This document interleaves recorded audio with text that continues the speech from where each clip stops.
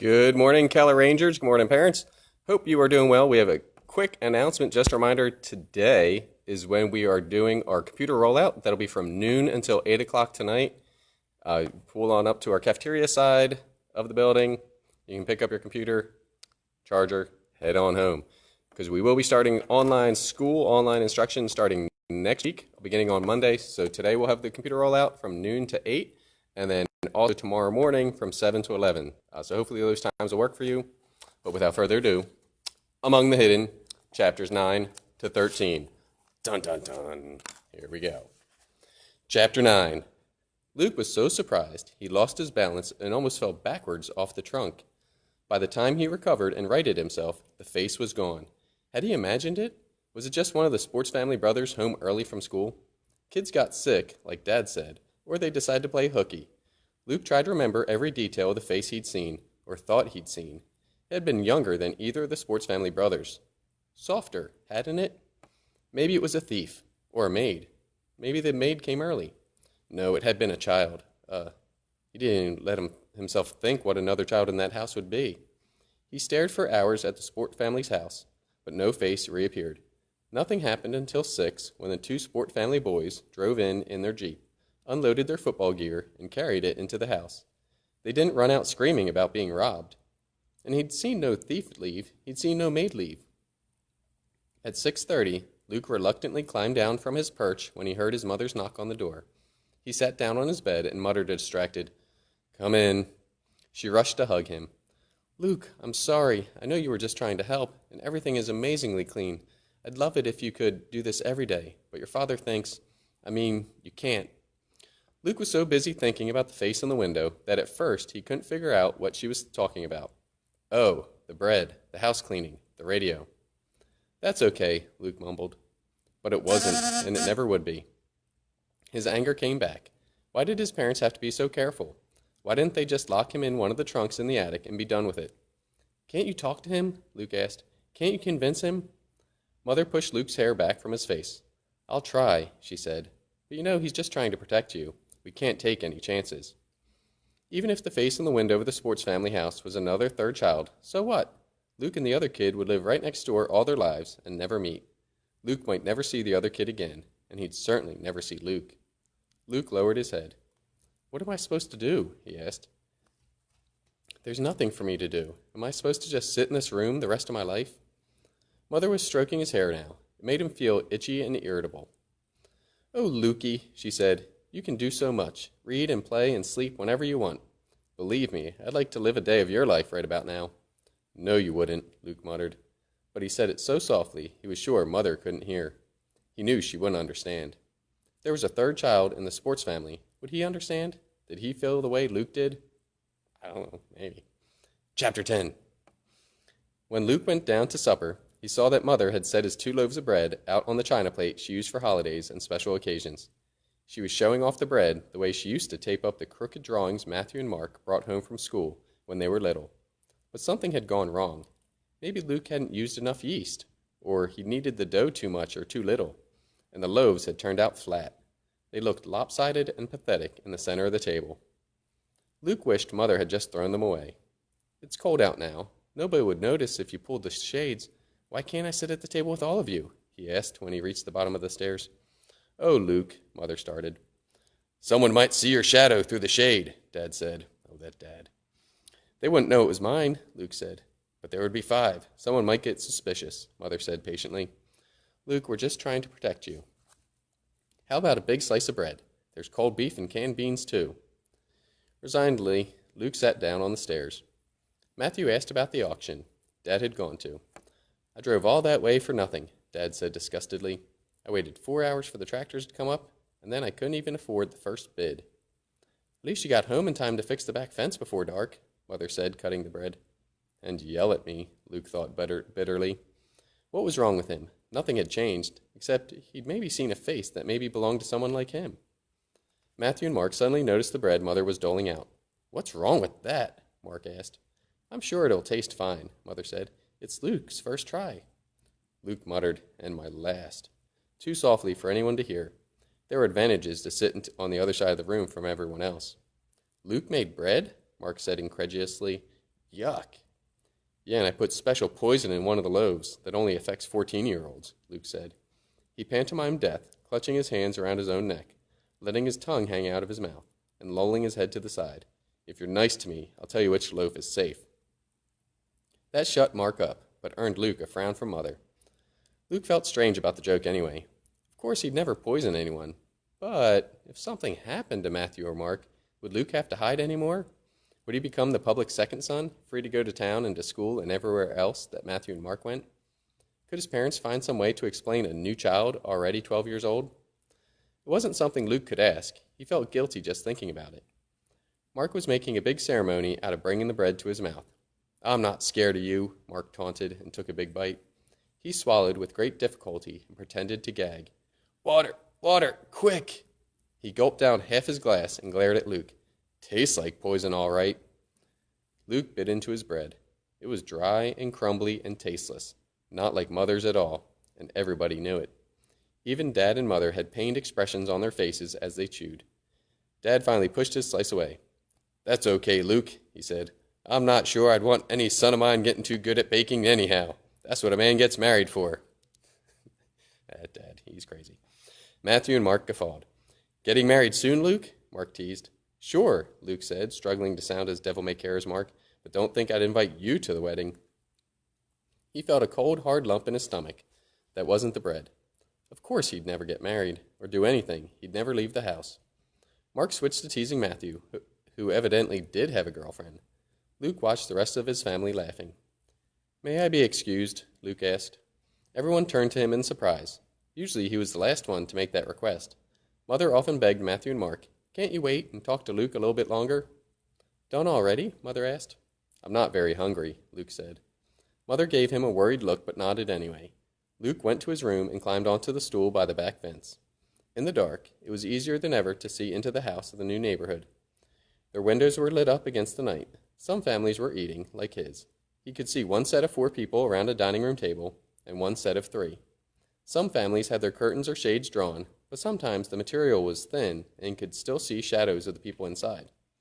Only the sports family had all their windows totally blocked, covered by heavy blinds. Chapter 11. Luke watched the sports family house constantly after that. Before, he had just looked out the back vents in the early morning and late afternoon, when he knew people were about. But he'd seen the face at 2 o'clock. Maybe the other kid knew the rhythm of the neighborhood too, and let his guard down only during times he considered safe. For 3 long days, Luke saw nothing. Then, on the 4th day, he was rewarded. One panel of one of the blinds on an upstairs window flipped quickly up and down at 11 o'clock. The 7th day, the blinds in the downstairs window were left up in the morning. Luke saw a light go on and off at 9:07, 2 full hours after the last of the sports family had left. A half hour later, the sports family mother drove in her red car and stomped into the house. 2 minutes later, the blind in the downstairs window went down. The mother left immediately. The 13th day was unseasonably warm, and Luke sweated in his attic. Some of the sports family's windows were left open, though still covered by the blinds. The wind blew the blinds back a couple times, and Luke saw lights on in some of the rooms some of the time, in other rooms as the day wore on. Once, he even thought he saw a glow of a TV screen. He had no doubts anymore. Someone was hiding in the sports family house. The question was, what could he do about it? So real quick, kids, let's just say you're at home right now and you're thinking of things to do. Don't sit and stare at other people's houses and look through the windows. That's kind of creepy. Back to the story. Chapter 12. Harvest came. Matthew and Mark stayed out of school to help Dad bring the crops in, the 3 of them working some days from dawn until midnight. Mother's factory got busier too, and she began working 2 or 3 hours of overtime every day. She brought up a store of food to Luke's room so he wouldn't get hungry while they were all away. There, she said cheerfully, lining up boxes of crackers and bags of fruit. This way you won't even miss us. Her eyes begged him not to complain. Uh-huh, he said, trying to sound game. I'll be fine. He watched the sports family house only sporadically now. What other proof did he need? What good did it do to him to know about the other 3rd child? What did he expect? That the other kid would run out in the backyard and yell, Hey, Luke, come out and play? He munched his solitary apples. He ate his crackers alone. And in spite of himself, a crazy idea grew in his mind, sprouting new details daily.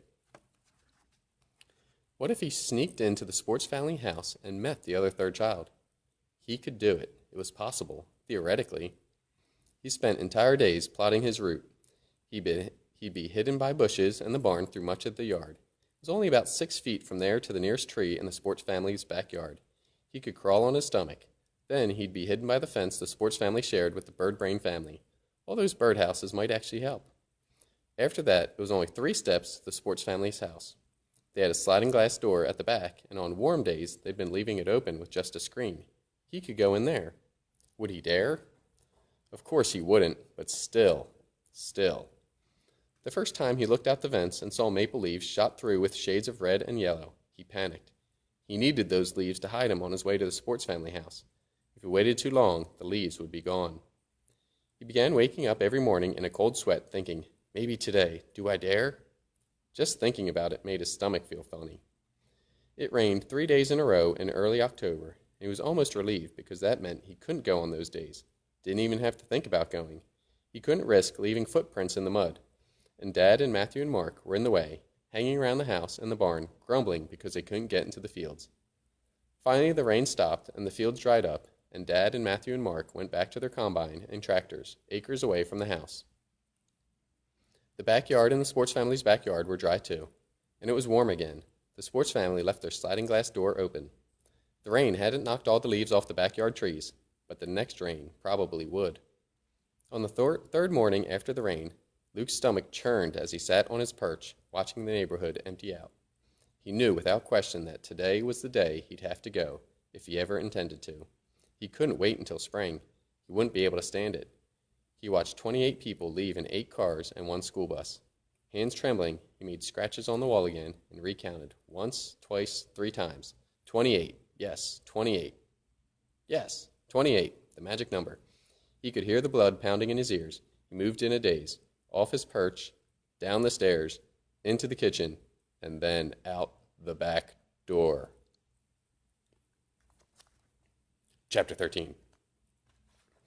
This is our last chapter for the day. Thanks for joining us. He had forgotten what fresh air felt like, filling his nostrils and lungs. It felt good.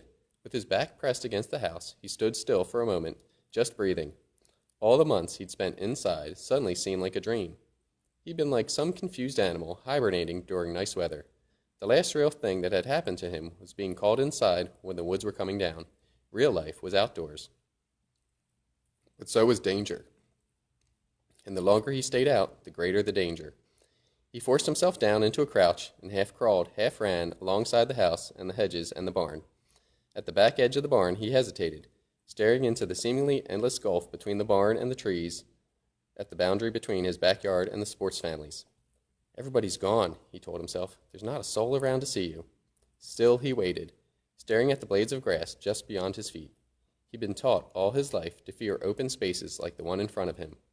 It faced dozens of windows. He'd never stepped foot in any place that public, even if it was deserted. Still hidden by the barn, he made himself inch his foot forward. Then he drew back. He turned around and looked at his family's house, so safe and so secure, his sanctuary. He heard his mother's voice in his head. Luke, inside, now. It seemed so real. He remembered something he'd read in one of those old books in the attic about telepathy. Supposedly, if people really loved you, they could call out to you from miles away if you were in danger. He should go back. He'd be safe there. He took a deep breath, looking forward to the sports family's house, then back again toward his own. He thought about returning home. My brother just texted me, but we'll keep going. He took a deep breath, looking forward to the sports family's house, then back again toward his own. He thought about returning home, trudging up the worn stairs, going back to his familiar room and the walls he stared at every day. Suddenly, he hated his house. It wasn't a sanctuary, it was a prison. Before he had time to think again, he pushed himself off into a sprint, recklessly streaking across the grass. He didn't even stop to hide at any trees. He ran right to the sports family's door and tugged at the screen. It was locked. What? It's crazy. That is the end of Chapter 3. Special shout out to Chris Talley, once a Ranger, always a Ranger, so good seeing you tune in, Mr. Talley. We will be continuing on tomorrow morning at 9 o'clock. Again, don't forget, today is our computer rollout. It's going to be from noon until 8 p.m. tonight, so extended hours. So those of you that have parents working, we'll be open until 8 tonight, and then also tomorrow morning from 7 to 11. So tomorrow morning, we'll continue on going with Among the Hidden at 9 a.m. Thank you. Remember, Rangers of the way.